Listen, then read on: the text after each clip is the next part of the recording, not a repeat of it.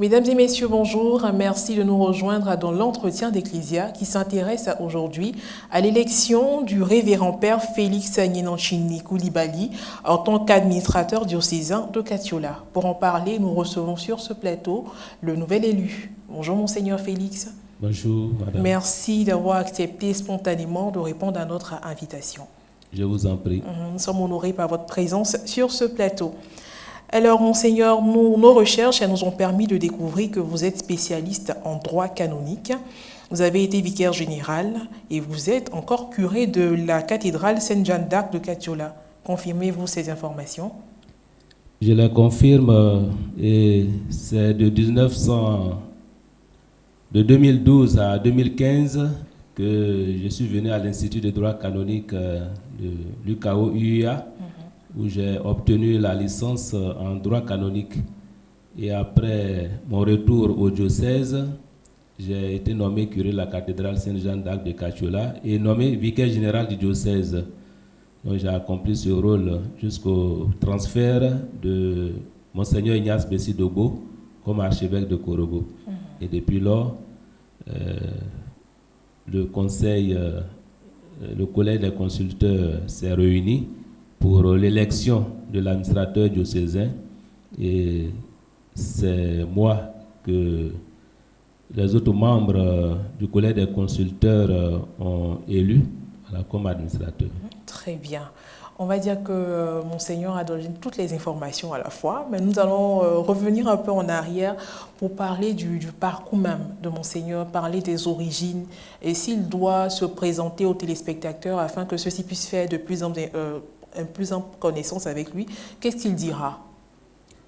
Je suis né le 26 octobre 1966 à Konanka, qui est l'un des quartiers de la ville de Katiola et qui a aussi une paroisse qui est dédiée à Notre-Dame de l'Annonciation.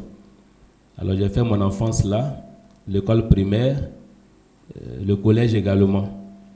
Et il y a eu une coupure où je suis rentré au moyen séminaire de Katiola, après avoir passé une année comme éducateur au petit séminaire Saint-Jean de Katiola. Et mon passage au moyen séminaire de Katiola s'est soldé par la réussite au test d'entrée au grand séminaire. Et je suis parti donc au grand séminaire Saint-Paul d'Abagien-Kouté, où après les 2 ans de philosophie, sanctionné par la prise de Soutane, je suis allé donc au grand séminaire 5 heures de Marie d'Agnaman pour les années de théologie, au thème desquels j'ai été ordonné diacre, puis le 2 février 2002, ordonné prêtre. Et après l'ordination presbytérale, qu'est-ce qui s'est passé? La première paroisse a été laquelle? Ma première paroisse fut la paroisse Saint-Nicolas de Tortilla, où j'y suis allé comme diacre en septembre 2001. Et je suis resté là pendant 2 ans et avec 2 curés différents. Le premier curé, c'était le père Germain Calari et le deuxième, le père Martin Apalo. Donc c'était plutôt après l'ordination diaconale. Après l'ordination diaconale que je suis arrivé là, sur cette paroisse. Et l'ordination m'a également trouvé là, où j'ai passé 1 an. 1 an, ordination presbytérale, toujours sur la même paroisse? Toujours sur la même paroisse.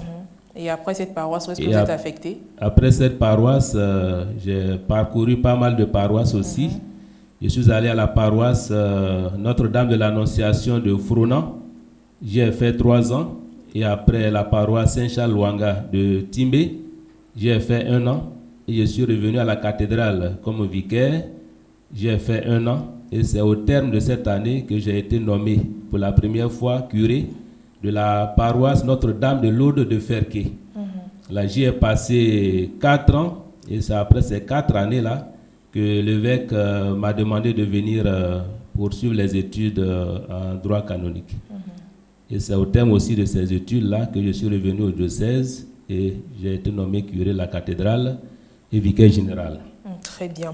Alors, Monseigneur, le 18 février dernier, à l'issue d'un scrutin conformément aux dispositions canoniques, Le secrétariat de la Conférence des évêques catholiques de Côte d'Ivoire a publié à travers un communiqué la nouvelle de votre élection en tant qu'administrateur diocésain de Katiola. Une décision qui a fait suite à la nomination de Monseigneur Ignace Bessi Dobo, nouvel archevêque métropolitain de Korogo. L'on pourrait dire que le bonheur de l'un a fait le bonheur de l'autre. Monseigneur, comment est-ce que vous avez accueilli la nouvelle de votre élection? La nouvelle, je l'ai accueillie dans un état d'esprit positif, mais quant à dire que le malheur de l'autre, de l'un fait le bonheur de l'autre. Le bonheur de l'un a fait le bonheur de l'autre. A fait le bonheur de l'autre. Il n'y a que du bonheur par ici. Bon, certes, si l'on peut ainsi s'exprimer, mais il faut dire que après le transfert et la prise de possession canonique de son Excellence Monseigneur Ignace Bessi Dobo comme évêque métropolitain de Korogo, le siège épiscopal de Katiola était donc vacant. Il revenait au collège des consulteurs de se réunir dans les 8 jours qui suivaient le transfert, la prise de possession canonique du moins, et de pouvoir élire un administrateur diocésain. Et là, c'est ce qui s'est fait le jeudi, donc après la prise de possession canonique. Et le collège des consulteurs regroupe 6 prêtres. Et donc les 6 prêtres se sont réunis à la convocation du doyen, qui est le père Germain Kalari. Après avoir convoqué, présidé la réunion, au cours de laquelle le scrutin a eu lieu, nous avons pu avoir les résultats du vote. Et c'est 5 sur 6, voilà, pour m'élire comme administrateur diocésain de Katiola. Alors, si nous comprenons bien vos explications, l'administrateur diocésain est choisi parmi les consulteurs. Est-ce qu'il faut être consulteur du collège pour être élu administrateur diocésain? Ce n'est pas obligatoirement parmi les membres du collège des consulteurs que le choix de l'élection de l'administrateur diocésain se fait. On peut aussi choisir un autre prêtre du presbytérium et même hors même du diocèse. Voilà. Est-ce qu'il existe des critères d'élection? Les critères d'élection, je peux dire que puisque c'est un service d'église, il faut des qualités. Il faut que le candidat soit idoine à accomplir ce service d'église. D'accord. Mais Monseigneur, quand on parle de critères, on peut faire allusion à l'âge, par exemple, du candidat, le nombre peut-être d'années sacerdotales, des diplômes. Est-ce qu'il doit forcément avoir un doctorat et tout ça? C'est tout ça qui entre en ligne de compte. Je pense que pour l'administrateur diocésain, des qualités sont requises, mais qu'il ait obligatoirement un doctorat, ce n'est pas exigé, mais il faut qu'il ait des qualités, voilà, des qualités requises. Il faut qu'il ait une doctrine sûre, il faut qu'il soit animé d'une charité pastorale, voilà, puisque le gouvernement du diocèse l'exige. Vous parlez de la question d'âge. Est-ce qu'il y a un âge requis? L'âge, je pense qu'il faut au moins avoir 5 ans de sacerdoce. Et comme il s'est aussi trouvé que les membres, parmi les membres du collège des consulteurs, nous avions tous voilà, dépassé les 5 ans voilà, de prêtrise. Et même s'il revenait au collège des consulteurs de proposer quelqu'un d'autre, je pense qu'il fallait quand même qu'il ait au moins 5 ans de prêtrise. 5 ans. Alors, lorsque nous nous référons à votre parcours, vous avez été vicaire, curé, vicaire général, curé de cathédrale et tout ça. Un prêtre qui a 5 années de sacerdoce, par exemple, mais qui est toujours vicaire de paroisse, est-ce qu'il peut être choisi? Est-ce qu'il peut être élu administrateur diocésain? Oui, l'élection de l'administrateur diocésain n'aurait pas forcément du rang de curé. Voilà, on peut être un simple vicaire de paroisse. Un vicaire, voilà, pourvu que tu sois du presbytérium ou même en dehors, comme le droit le prescrit. Monseigneur, dites-nous, selon vous, pourquoi le choix du collège des consulteurs s'est-il porté sur vous? Alors, cette question avec toute honnêteté, ce sont eux qui m'ont élu. Alors, je ne peux pas vraiment savoir ce qui a motivé leur choix sur ma personne. Si l'occasion pouvait être donnée pour qu'ils puissent s'exprimer d'eux-mêmes, alors on aurait peut-être une réponse objective. Cependant, s'ils ont eu à porter leur choix sur moi, c'est certainement quelque chose qui a dû retenir leur attention, peut-être la confiance qu'ils placent en moi, dans la mesure où j'ai essayé, voilà, aux côtés de son Excellence Monseigneur Ignace Bessi Dogbo, qui m'a à 2 reprises nommé vicaire général. Et nous avons travaillé tous dans la collaboration avec tous les presbytériums de Kachula. Très bien. En quoi consiste le rôle d'administrateur diocésain dans l'Église? L'administrateur diocésain a pour rôle de gouverner provisoirement le diocèse jusqu'à la nomination d'un nouvel évêque diocésain. Et quelles sont les limites qui s'imposent à l'exercice de sa charge pastorale? Les limites qui s'imposent, c'est que l'administrateur diocésain que je suis n'est pas revêtu du caractère épiscopal. Alors, s'il arrivait que parmi les candidats qui sont proposés à l'ordination diaconale, je ne peux pas ordonner diacre. Donc, je dois recourir à un évêque, qu'il soit auxiliaire et autres, pour pouvoir procéder à l'ordination, voilà, des différents candidats du diocèse. Et dans votre cas, vous allez recourir à qui? À Monseigneur Ignace Bessi Dogbo? Dans mon cas, je pense que le métropolitain est le plus indiqué. Au cas où il n'est pas disponible, on peut recourir aussi à un autre. Très bien. Alors, quelle est la différence entre un administrateur diocésain et un évêque auxiliaire? Mais l'évêque auxiliaire, comme je l'ai dit, il est revêtu du caractère épiscopal, alors que l'administrateur diocésain ne l'est pas. Alors, l'évêque auxiliaire, c'est à la demande de l'évêque diocésain pour l'aider dans le gouvernement du diocèse. Et c'est l'évêque qui, au vu des besoins, mais peut-être même aussi de son incapacité physique à accomplir cette mission, voilà, demande, voilà, un auxiliaire. Ça peut aussi être un coadjuteur. Voilà. Donc il aide dans sa mission. Et étant évêque, il peut, quand il y a des ordinations, le faire aisément. Et ce n'est pas le cas pour l'administrateur diocésain. Très bien. Et quels sont les attributs de l'administrateur diocésain? Autrement dit, est-ce qu'il dispose d'un signe qui permette de le distinguer au sein du clergé diocésain dont il a la charge? Il n'a pas d'insigne distinctif. Mais comment on le reconnaît? On le reconnaîtra certainement à la tâche, mais pas dans la vertu. Voilà, puisqu'il s'habille comme les autres prêtres, il n'est pas évêque. Très bien. Comment se fait la présentation officielle de l'administrateur diocésain au peuple de Dieu? Au cours d'une cérémonie de sacre? Au cours d'une cérémonie d'installation? Dites-nous tout. À mon humble avis, ce n'est pas nécessaire de procéder à la présentation de l'administrateur diocésain, dans la mesure où il a accepté son élection. Alors, l'acceptation déjà fait qu'il est déjà administrateur diocésain. Et je pense que par un communiqué, on annonce au peuple de Dieu que vous avez désormais un administrateur diocésain. Je ne pense pas qu'il faille organiser des cérémonies encore pour le présenter. Dans sa charge de visite pastorale et tout cela, je pense que le peuple de Dieu aura l'occasion de le connaître s'il ne le connaissait pas encore. Même pas au cours d'une célébration eucharistique? Parce que tout le monde n'a pas accès aujourd'hui. Il y a des personnes quand même dans le peuple de Dieu qui sont analphabètes, qui ne lisent pas, qui peut-être ne suivent pas les informations. Donc tout le monde n'est pas au même niveau d'information.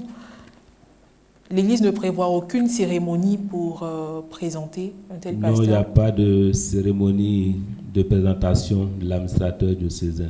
Voilà. Très bien. Et même s'il devait en avoir, bon, moi, sincèrement, je ne vois pas l'intérêt de le faire. D'accord. D'accord. La réponse, elle est relative.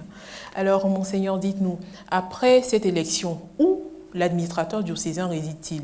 En paroisse ou il a une résidence particulière? Alors, je me suis référé à certains aînés qui sont experts en droit canonique, qui ont dit qu'il y a une incompatibilité, voilà, entre cette charge d'administrateur diocésain et puis la charge de curé de paroisse. Toutefois, voilà, jusqu'à ce que voilà, la nonciature me donne peut-être la preuve du contraire, je vais demeurer pour le moment à la cathédrale, puisque à moins d'1 an, je ne peux pas nommer, voilà, puisque l'administrateur diocésain travaille en collaboration avec les autres membres du collège des consulteurs quand il s'agit de prendre des décisions. Donc c'est très important cette collaboration. Et étant donné que je ne peux pas nommer quelqu'un à moins d'1 an, alors je pense que pour le moment cette charge elle pourra s'accomplir avec la collaboration des vicaires de la paroisse. D'accord. Monseigneur, donc pour l'année pastorale 2020-2021, vous demeurez curé de la paroisse de la cathédrale Sainte-Jeanne d'Arc de Katiula. Oui, je demeure. Et vous avez le titre d'administrateur diocésain. C'est exact. Et passé cette année pastorale, vous serez donc en mesure maintenant de pouvoir nommer un curé pour la cathédrale. C'est bien cela? En effet, oui. Très bien. Alors, lorsqu'il y aura un nouveau pasteur pour le diocèse de Katiula, si le choix n'est pas porté à nouveau sur vous, que deviendrez-vous, ou du moins que devient l'administrateur diocésain après la nomination d'un nouvel évêque pour le diocèse dont il avait la charge? Je pourrais équiparer mon rôle d'administrateur diocésain à Jean-Baptiste, qui a dit devant le Christ, il faut que moi je diminue et que lui, il croisse, il grandisse. Mon rôle, c'est de gouverner de façon provisoire le diocèse de Katiula. Alors quand mon service aura pris fin et que le Saint-Siège aura nommé un pasteur propre pour le diocèse de Katiula, en ce moment ma mission sera terminée. Et je suis toujours dans le presbytérium de Katiula et je me mettrai à la disposition de celui qui sera nommé comme évêque, là où il m'enverra en mission, comme curé ou bien comme vicaire. Alors tout dépendra donc du nouvel évêque ou encore de la conférence des évêques. Vraiment, qui décide? Quand il y a la nomination déjà d'un évêque diocésain, il lui revient de plein droit de pouvoir assumer la charge du diocèse. Et il pourra s'entourer de qui il veut. Voilà, pas parce que nous avons été peut-être anciennement vicaire général ou même administrateur diocésain qui me donnerait des prérogatives.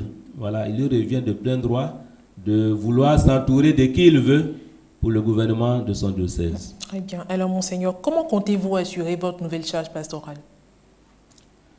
Je compte l'assumer avec la collaboration des autres membres du collège des consulteurs, avec qui nous allons vraiment travailler la main dans la main pour préserver cette communion ecclésiale et aussi pour faire la promotion de l'autonomie de nos paroisses et partant du diocèse. Très bien. Quel est votre mot de fin? Mon mot de fin, c'est que je demande au maître de la moisson qui envoie des ouvriers à sa moisson de pourvoir en pasteur non seulement le diocèse de Katiula, parce qu'il ne faut pas être égoïste, mais aussi le diocèse de Yamoussoukro, le diocèse d'Odjéné en pasteur propre.